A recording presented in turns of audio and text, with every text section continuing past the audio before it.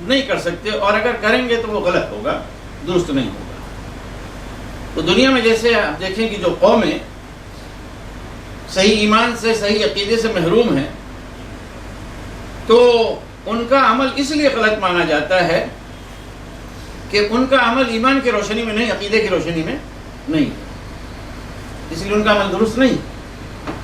بظاہر جو عمل درست نظر آتا ہے وہ بھی درست نہیں ہے، اس لیے کہ اس کی بنیاد ایمان باللہ اور ایمان بالیوم الآخر پہ نہیں۔ تو کسی بھی معاشرے کے فساد اور بگاڑ کو درست کرنے کے لیے ضروری ہے کہ اس کی بنیاد جو ہے وہ کیا ہے، درست کی جائے۔ مثلا اس کو ہم یہ کہ سمجھ سکتے ہیں، شاید اس مثال سے ممکن ہے سمجھنا یا کسی حد تک درست ہو، کہ بیماریوں میں بخار اصلاً کوئی، میں سمجھتا ہوں، بیماری نہیں ہوتی۔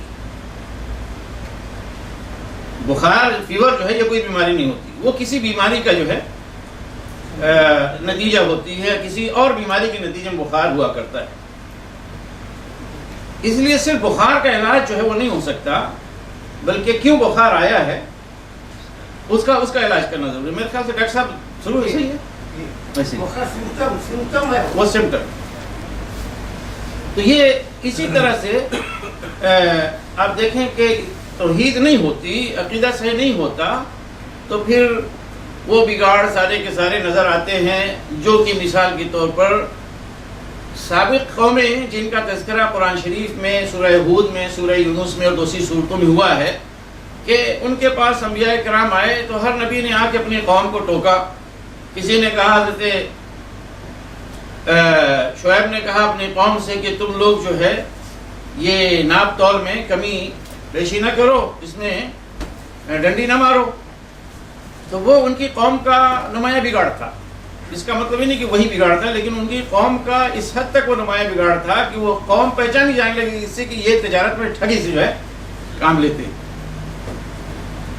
لیکن اس کی اصلاح اس وقت تک نہیں ہو سکتی جب تک انہیں ایمان باللہ جو ہے نا یہ عقیدہ نہ دلا دیا جائے، اس کو نہ بتلا دیا جائے، اور آخرت کی پکڑ اور آخرت کے حساب اور کتاب سے انہیں آگاہ نہ کر دیا جائے۔ یہ ہوگا واقعتاً، ورنہ آپ کس بنیاد پہ کسی شخص کو کسی فائدے سے روک سکتے ہیں؟ آج بھی آپ اگر ایک غیر مسلم ہے، غیر مسلم میں بھی جو ہے جو ایمان بالکل یا نام کے مسلمان ہیں، ایمان ہے نہیں ان کے پاس، ان کو اگر آپ سمجھانے جائیں کہیں حرام سے پیسے ان کے پاس 1000 2000 لاکھ 10 آ رہے ہیں بڑے آرام کے ساتھ بیٹھے بیٹھے اور کھا رہے ہیں، آپ جائیں گے انہیں سمجھانے کے لیے تو آپ کو بیوقوف کہیں گے، آپ کو کیا ہے وہ بیوقوف کہیں گے۔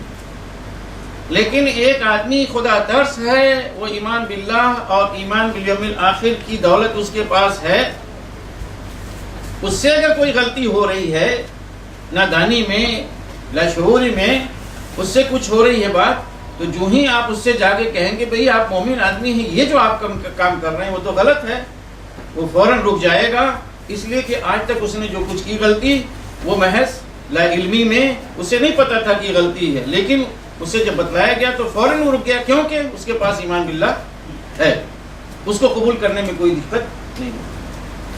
تو بہرحال یہ عقیدے کی جو ہے اہمیت، اس میں دیکھیں سب سے پہلی آیت میں کہا گیا ہے هل اتى على الانسان حين من الدهر لم يكن شيئا مذكورا، کیا انسان کے اوپر کبھی کوئی لمبے زمانے میں سے کوئی وقت ایسا گزرا ہے کہ وہ کوئی قابل ذکر چیز نہیں تھا؟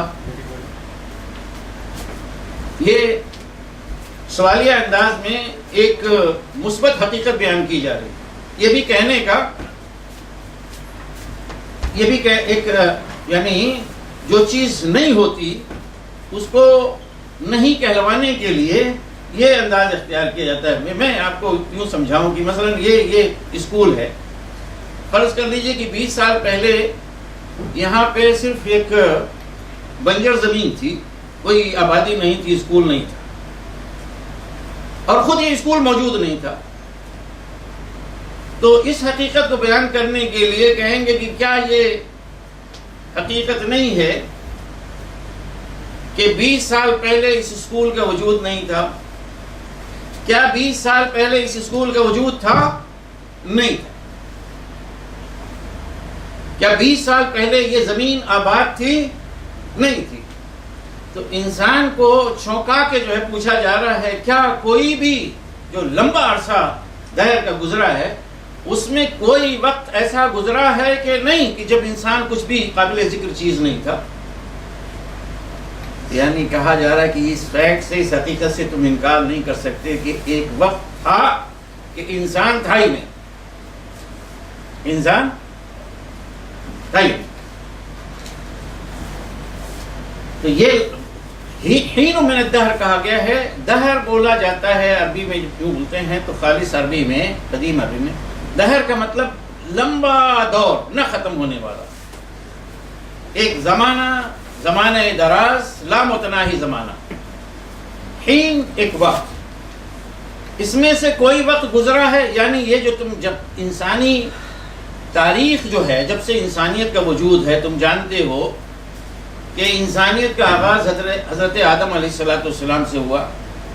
وہاں پہ جا کے دہر جو ہے ختم نہیں ہو گیا. دہر اس سے پہلے بھی ہے. تو اس سے پہلے بھی انسان کا کوئی وجود تھا, کوئی قابل ذکر چیز تھی. قابل ذکر کا مطلب یہ کہ تم آج انسان نظر آ رہے ہو ماشاء اللہ سے. اس روئے زمین پر موجود اور بسنے رہنے والی جتنی مخلوقات ہیں ان میں سب سے زیادہ اشرف اور سب سے زیادہ سوجھ بوجھ رکھنے والے اور وسائل کا استعمال کرنے والے, وسائل کو ڈسکور ایکسپلور کرنے والے اور انہیں ڈیولپ کرنے والے تم لوگ ہو. کسی اور کے اندر یہ صلاحیت نہیں ہے. تو اب تو تم شیئا مذکورہ ہو چکے ہو نا. شیئا مذکورہ یعنی تم ایک ایسی حیثیت یعنی تمہاری ہو گئی ہے کہ تم قابل ذکر ہو, بھی انسان ہے.